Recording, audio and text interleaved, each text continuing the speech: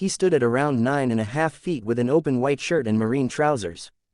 The man kept grinning as his voice stretched across the sea. Zebek, surrender now, you bastard. The marine roared from his ship. Xahaha.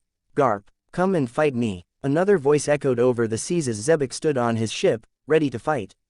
They both grinned and jumped from their ships. Both flew in the air, jumping on air pockets and quickly nearing each other. Current Garp image. At the same time, Damien POV. Boom boom bang boom. Hundreds of cannons blasted as just as many cannonballs flew over the sea. Fwoo. The air screeched as the balls kept blasting forwards with great speed. Gururara. This won't do a thing. I watched as Whitebeard pulled his right fist back to his left shoulder and twisted his body to the side. A white bubble formed around his fist. Haaa. He roared as he smashed his fist onto the air itself, pointed at the countless balls. Shatter. The air literally cracked and shattered like glass as a destructive white wave rippled through the air. Boom. All the cannonballs exploded as the tremor blasted them to bits. While Whitebeard casually dealt with the raining cannonballs, protecting the already broken ship, another man made a move. Crack. The ship cracked as a 17-foot-tall ogre jumped into the air and landed on one of the ships nearly 100 meters away. Ro. Show me what you got, Marines. Kaido roared as he swung his club down onto the ships, destroying the masts like it was made of straw. His size compared to the feeble 5 feet 10 Marines was quite an amusing view. While Kaido was blitzing through the right side of the ships, I looked to the left end. Shaki nay, I'll go do some stretching, I smiled at her. Sigh, go and have fun, just don't push yourself too much. She said with a smirk and I nodded.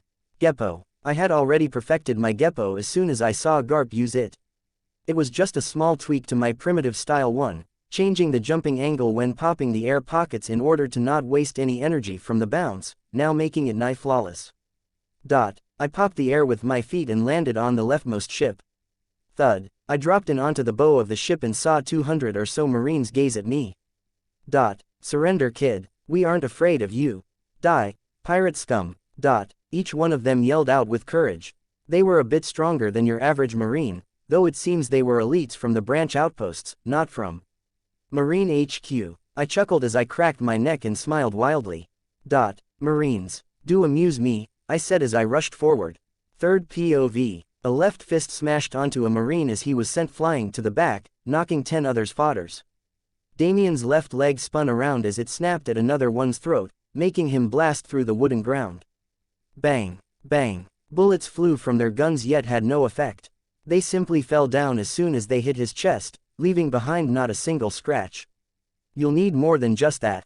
Damien then gathered force onto his hand, utilizing centripetal force, and coated it with a weak layer of hockey, and sunk it into a poor soldier's abdomen as he was sent flying back to the sea.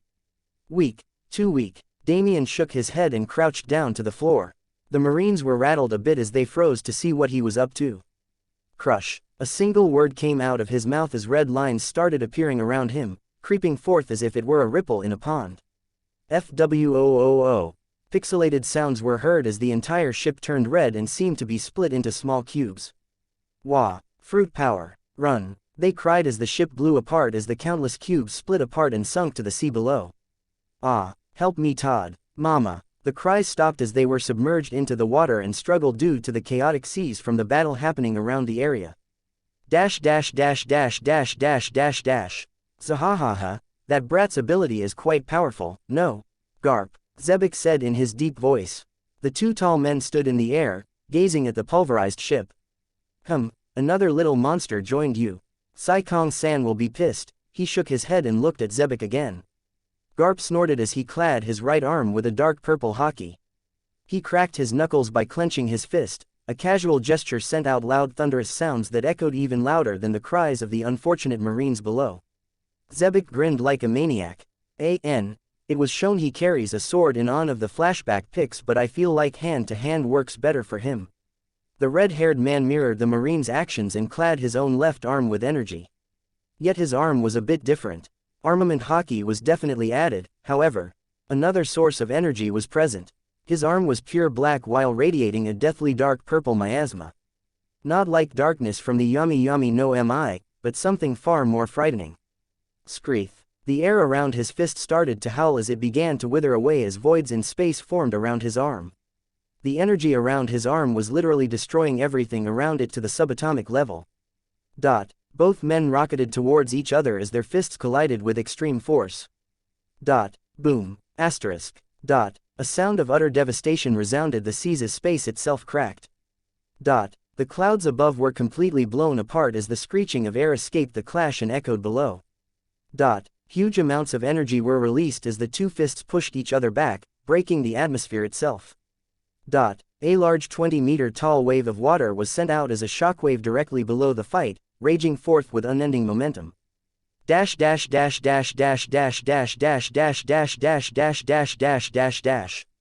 Damien POV. I was about to make my way through the second marine ship until I felt two extremely powerful presences above. Xebec and Garp. Garp had a hockey-clad fist.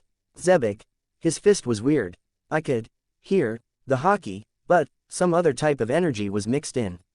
The sound of despair is what I heard from the wind around his arm as it withered away. Both of them jumped forth and clashed. And the world itself broke in their fight. Xebec infused his despairing hockey while Garp also used his own. A bubble of black surrounded Xebec as another formed around Garp. FWOOOO.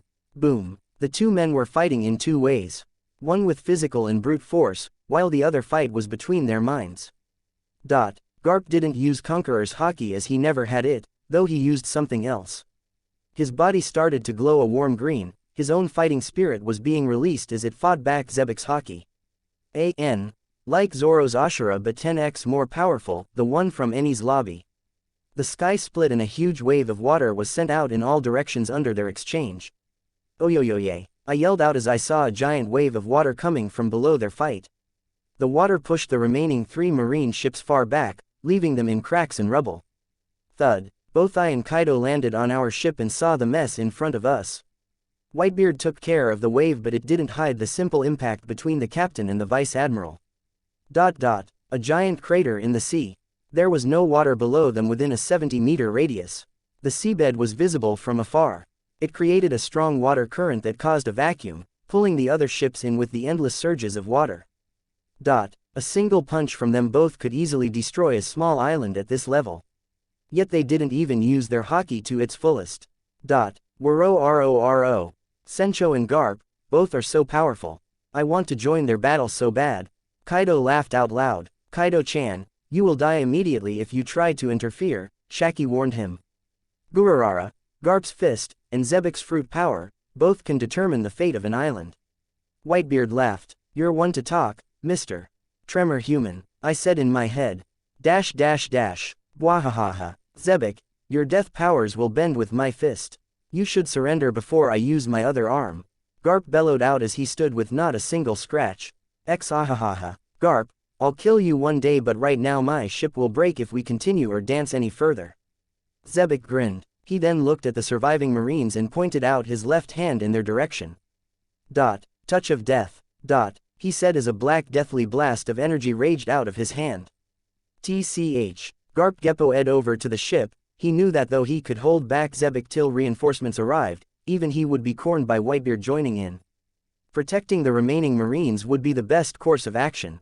On the ship, death powers. Does the captain have a devil fruit? I asked out loud, gazing at Xebec as he attacked the marine ships. That's right, Damien-chan. Tycho ate the Paramesha type, death fruit, making him a death human.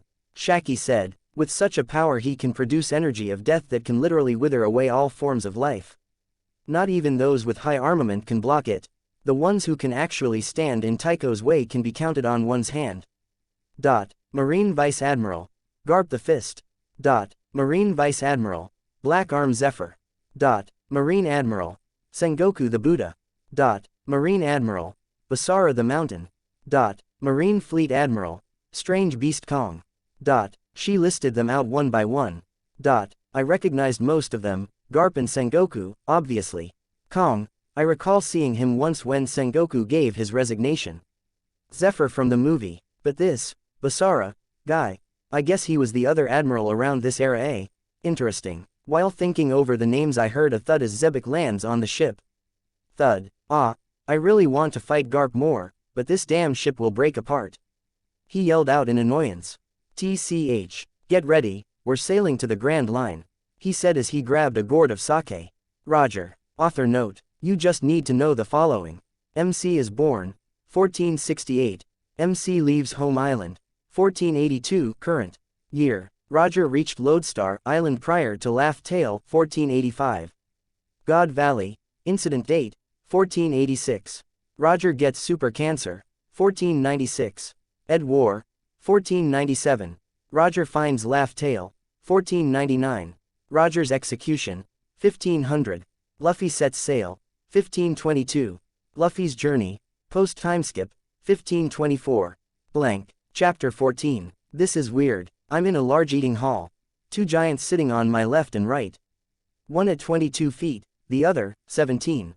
Munch, munch. It's like two mountains on each side. I sigh. I guess this is what it feels like to be the midget in the room. Dash dash dash dash dash. After a while, we had finished our meal and went off to sleep. I was in a small room with a bed and a dresser. Laying down I speak in my mind. Sybil, can you display stats of everyone in a single form? At least then I can compare them all. Tell me what info you want and I will display all of you and your new crew's statistics together, she responded. Age, height, fruit power and rating, hockey, and overall strength I guess. I request of her. I will display whatever I can conclude from the limited data. Some blank as I have yet to see enough of their abilities to judge, she said in a flat voice. Greater than equals equals less than greater than equals equals less than. I nod D. Damien. Age, 14. Height, 8 feet 4. Devil fruit. Pulverize fruit P. Fruit rating, 6.5 stars. Fruit remark. Second highest in terms of destruction. The energy from this fruit can be used in more ways than so far displayed. Hockey. Tricolored. Strength. Quasi-Yonko Commander. AN.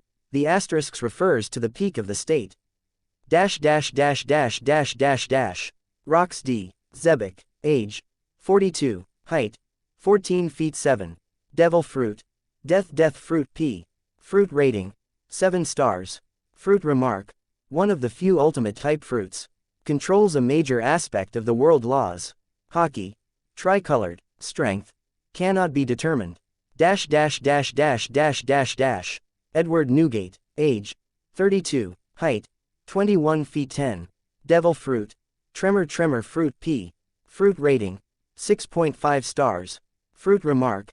Highest in overall destruction. Overall fruit. Has the power to destroy the world.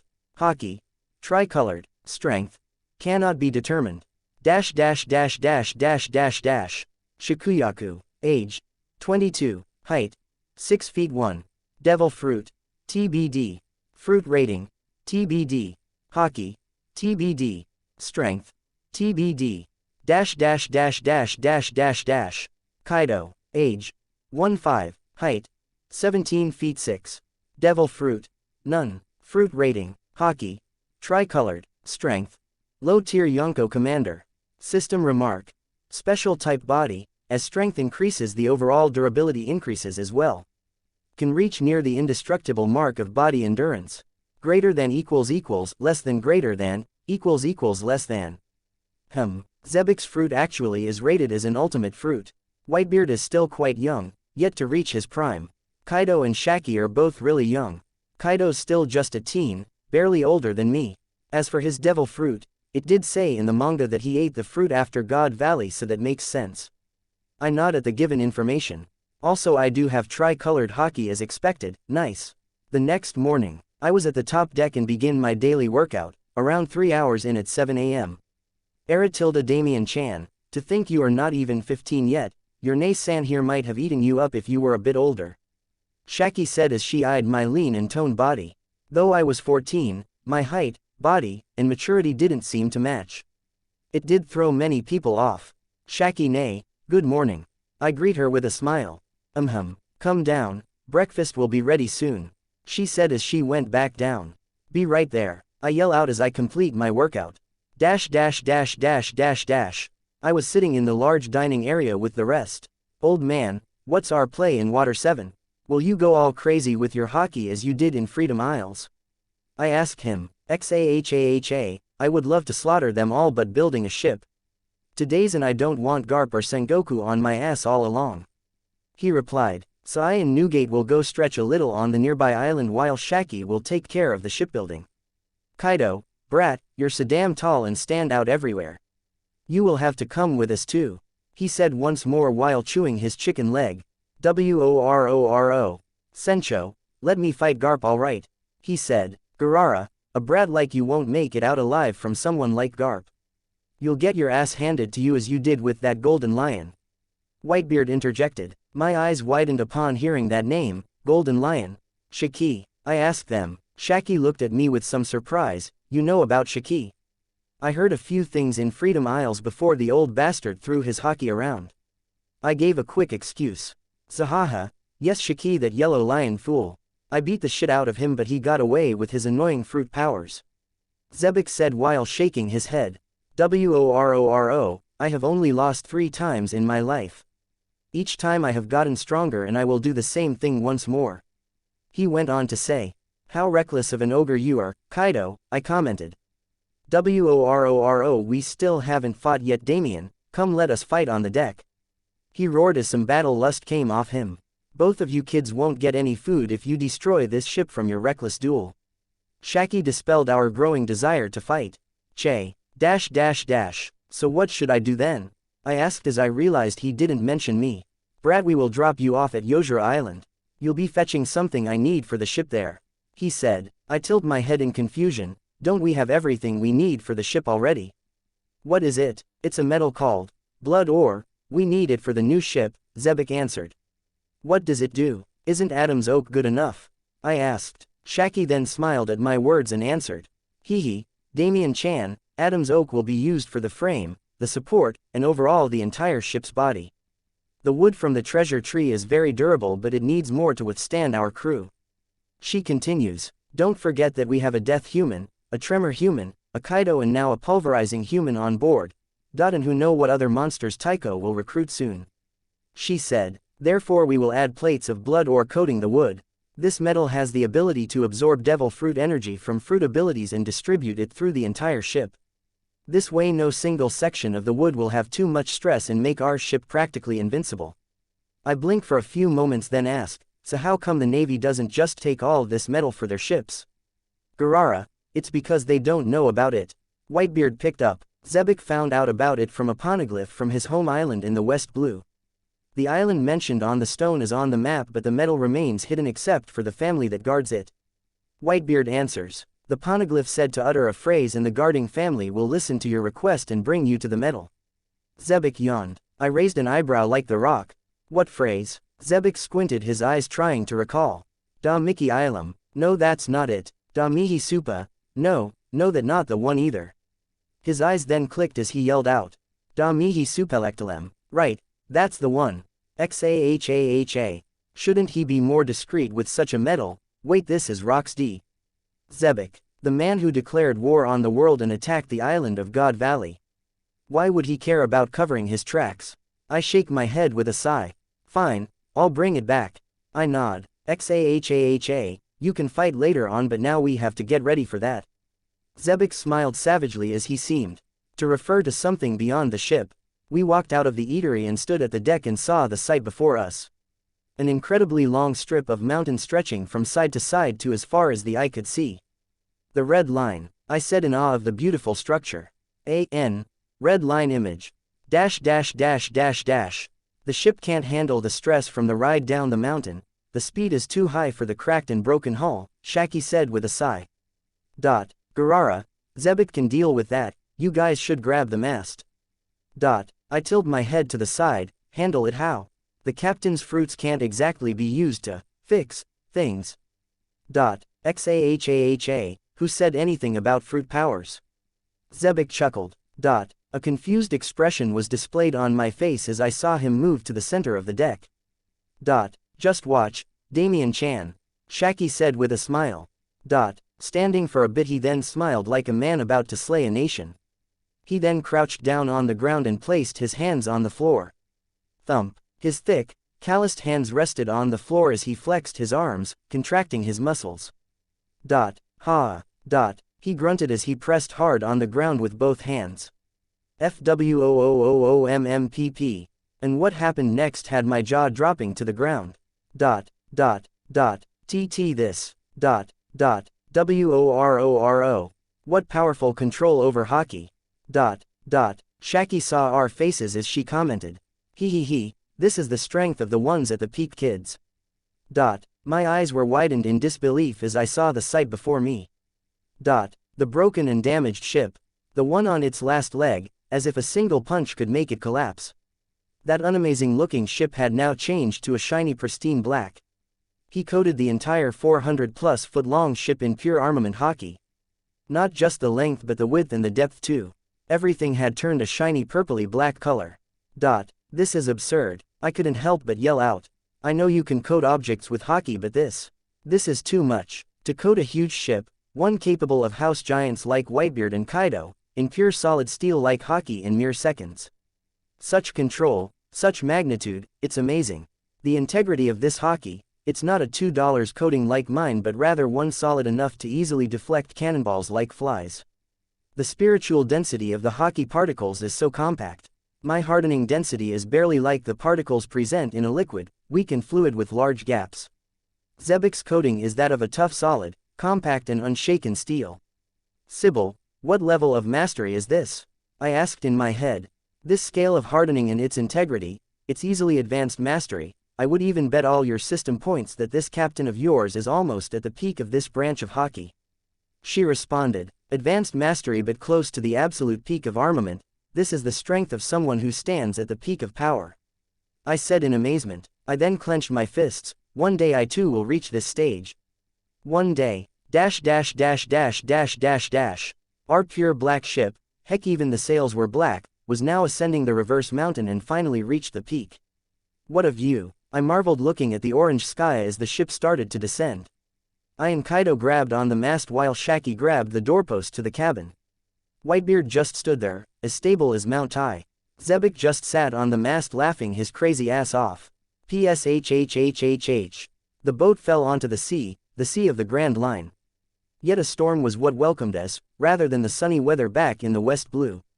Rumble. Some distant lightning strikes echoed the humid atmosphere. Garara, it's a bit too dark here. Whitebeard reeling in his right hand to his left hip in. Shatter. The air broke apart as if he hit an invisible mirror as a pulse of white energy raged onwards to the clouds above. Cracking space itself. The air continued to shatter as his attack reached the sky. Foo. The clouds, the rain, the storm. It was ripped apart by the tremor as warm sunlight rained down and enveloped the seas. Garara, much better, he said in satisfaction. That's the future strongest man in the world, all right, I said with a wry smile. Author's Corner. I made up blood ore, by the way. The wiki says, the Adam's wood is capable of withstanding cannonballs and gunfire quite easily, showing little wear over time, as it is not completely invincible. I doubt a ship like that of the Rock's crew would remain standing with just Adam's wood. After all, they literally fought each other to the point of death for fun. So I added something to change it a bit. The Blood Ore arc will only be 2-ish chapters long. P.S. Da mihi suppelectalem actually means, give me the stuff, in Latin. Blank. Chapter 15. Whitebeard cleared the skies because he was feeling like it. Now we sail on. The rest went on to do their thing while I went to train my hockey. Display my skills, Sybil. I ask her. Skills? Disease immunity, rapid regeneration, max superhuman vitality, ancient voice, persona, max fruit sensor, max concentrated breathing, constant primitive rokushiki art, observations hockey, mid basic mastery, armament hockey, mid basic mastery, conqueror's hockey, basic control. Do describe all the masteries too, please, I request. The color of observation and armament go from basic to intermediate to advanced. With LMH sub-levels. She continued on, currently you can observe around 10 meters and coat yourself with a weak layer of hardening. These can be trained in with a simple method, but that is not the case for conqueror's hockey. The more one opposes fate and destiny, going against the odds, the greater one's control over it. Just keep using it on smaller scales, and eventually, your control will increase alongside your strength, she concluded. Alright then, as for training,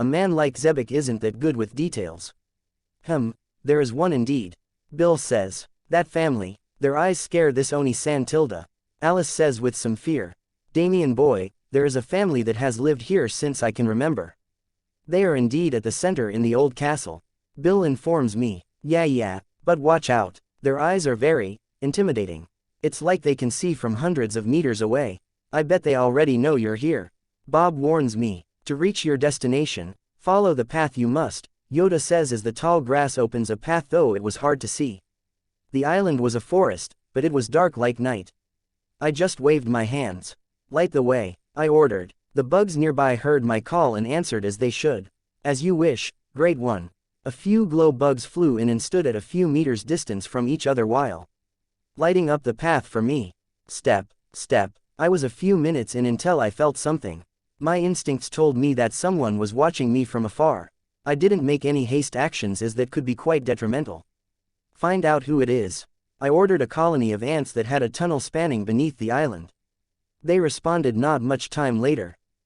Creek human, scary eyes, watching. Creek. Ants aren't exactly that smart, so their thoughts and answers were a bit blurry. I nodded and kept going. They were watching but have yet to attack, so no point in me running for cover. 20 minutes later, I was in an open clearing now. An empty field of grass with tall trees surrounding me, the best place for an ambush. And that's exactly what happened. I felt a cold blade on the back of my throat. It was touching my neck before I could even move. State your business, invader. A cold voice came from behind, that of a middle-aged man. The voice was strong and rough. The man was far stronger than me. I raised both arms. After all, I am not here to fight. Da mihi supelektalem. I said the phrase Zebek told me to say upon meeting them. Hopefully, this works, and I don't sound like an idiot. I said while preparing a backup plan. Fooing. Thankfully I felt a slice of wind as the blade was removed and sheathed. Apologies young man, I was too hasty in my actions, the man said.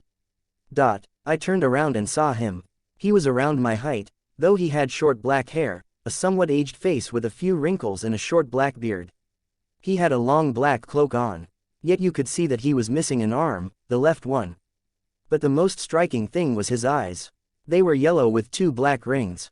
Very intimidating eyes. No worries old man, I am the one who intruded your peace, I said with a smile. He nodded. Follow me. We walked a while and reached a castle. It was a Gothic-themed castle. The castle image. It was old with wear and tear, but it was quite large. This is my home. I live with my wife and son. We are the only ones left, but we do our duty. He said with an emotional voice. This may be rude, but I assume some invaders came to your home. I asked him. Sigh indeed young man, it was pirates who attacked.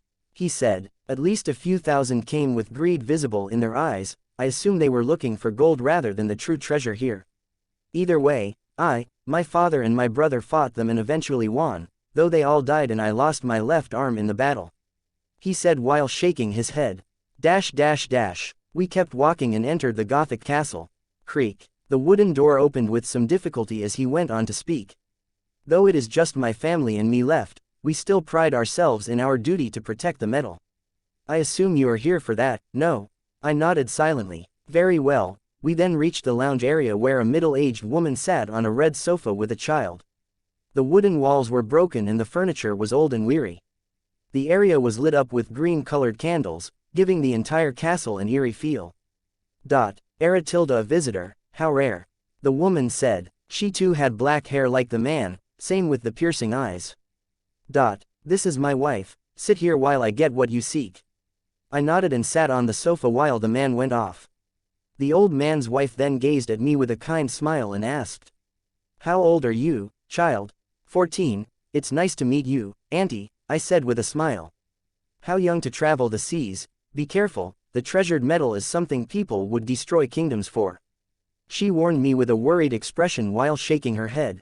Rahaha, don't worry auntie, I know how valuable it is. I then looked at the child who sat on her lap. He looked around 1 year old, but was tall for his age. His youthful face showed maturity, one that was quite odd to see from a toddler. He gazed at me with a curious expression, his yellow eyes gleamed as he tilted his head slightly. Shing. The sound of wind behind cut was heard from afar. I then saw a metallic shine from metallic surface outside the window behind the sofa.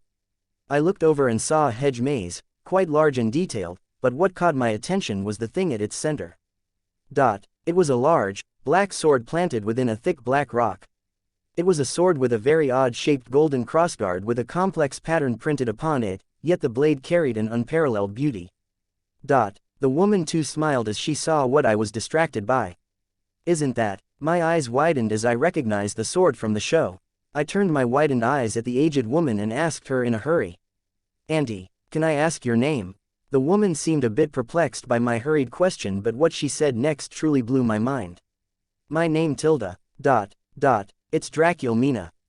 She then pointed at the kid with her eyes in an all too familiar loving smile. "And this is our son. Dracula